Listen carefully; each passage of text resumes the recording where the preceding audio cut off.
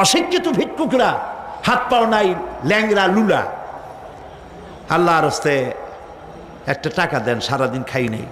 এই হলো অশিক্ষিত ভিক্ষুক। আর শিক্ষিত ভিক্ষুকরা টাই, স্যুট, প্যান্ট, সেন্ট স্প্রে করে তারপরে গভর্নমেন্টের শ্বশুরের চেয়ারে গিয়ে বসে চাইয়ে টাকা নেয়। এই কাজটা যদি করে নিতে হয় 50,000 টাকা দিবা, 1 কোটি টাকা দিবা। ভিক্ষুকের চাইতে কলঙ্ক, মানুষ নামের অজঙ্ক, পশুর চাইতে নিকৃষ্ট যারা সরকারের চেয়ারে বসে জনগণের টাকা এভাবে চাইয়ে নেয়, ঘুষ নেয়। নাউজুবিল্লাহ বলো। এটা ঘুষের টাকা নয়, জাহান্নামের আগুন। শান্তি পাইবে না।